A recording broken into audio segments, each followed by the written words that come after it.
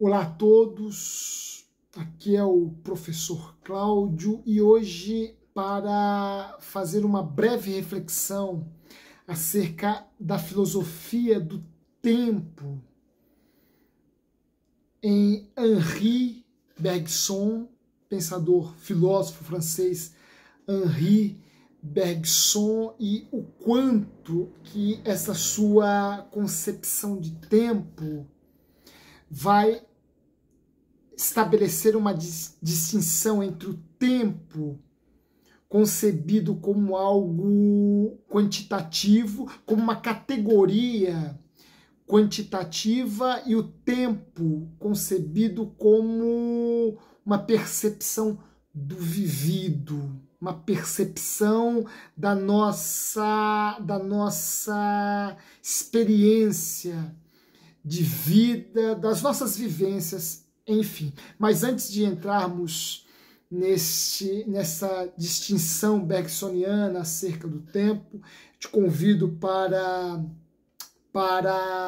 se inscrever em nosso canal, para nos ajudar na divulgação desse espaço, que é um espaço de reflexão, de comunicação de conhecimento, enfim, você que se identifica com esse tipo de reflexão, nos ajude a divulgar este canal, a fim de que nós possamos levar estes comentários aqui feitos a um grupo cada vez maior de pessoas. Bem, para Bergson, a mudança é uma constante na existência do indivíduo. Ora, a mudança é uma constante na existência dos homens. Todos nós estamos em constante mudança. Entretanto, para Bergson, a mudança nada mais é do que um intervalo. A mudança é um intervalo que se coloca entre um estado da nossa existência e outro. Isto, para Bergson, é a mudança. A mudança é um intervalo entre dois estados de nossa existência, do nosso ser. Porém, estes estados não possuem uma relação entre si. São estados de nossa existência absolutamente novos. Entre um estado da nossa existência e outro, o que existe é um intervalo que Bergson define como sendo a mudança. Ora, a diferença entre a mudança e o estado ou os estados da nossa existência, cuja mudança serve como intervalo, é que, diferentemente da mudança, o estado é durável. O estado de nossa existência é permanente, é absoluto. Ele sequer pode ter uma relação com outro estado, porque se tivesse uma relação com outro estado,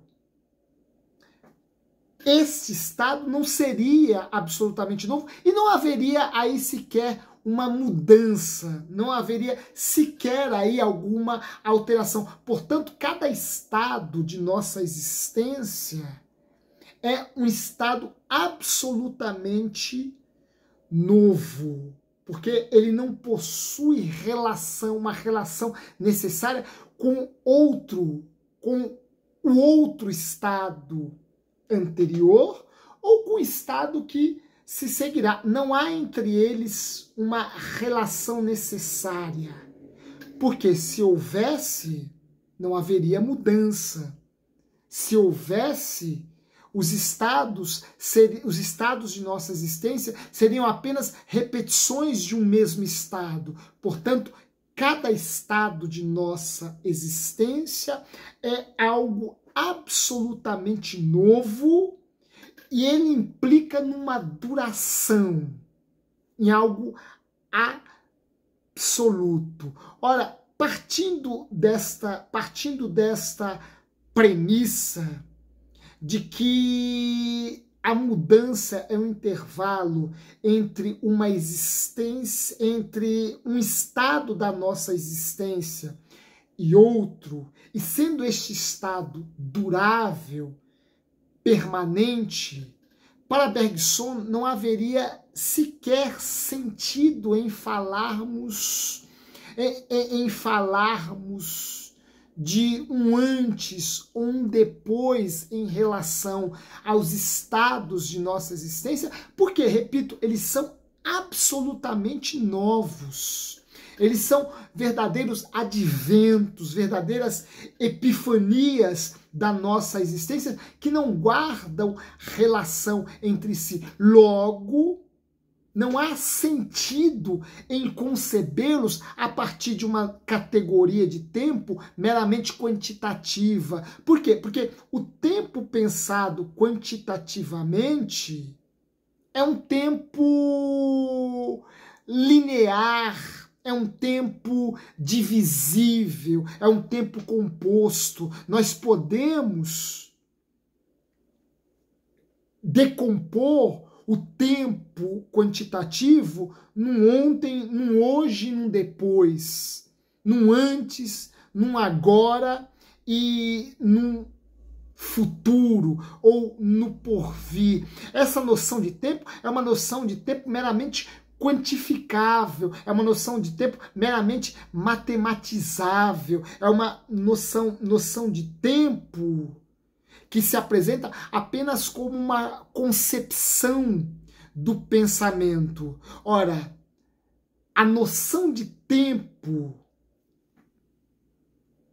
entendida a partir da noção de duração é uma noção de tempo que, antes de ser uma categoria matemática ou matematizável, é uma noção de tempo que nos coloca diante da experiência do vivido. O tempo que experimentamos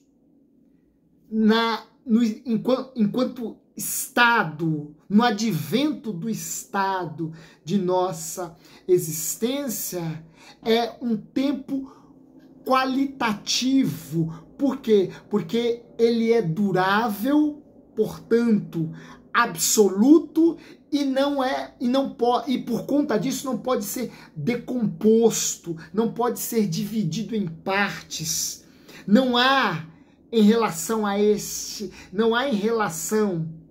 esta experiência do vivido um antes ou um depois, porque ele é pleno em si mesmo, ele é absoluto em si mesmo, ele é o tempo da nossa percepção do vivido, da nossa experiência do vivido, que se dá de forma plena, que se dá de forma absoluta. Portanto, para Bergson, o tempo que nos importa não é o tempo matematizável, não é o tempo quantitativo, é o tempo qualificativo, é o tempo experimentado não enquanto um antes, um agora e um depois, mas o tempo experimentado como uma plenitude que se apresenta, que se dá de forma absoluta,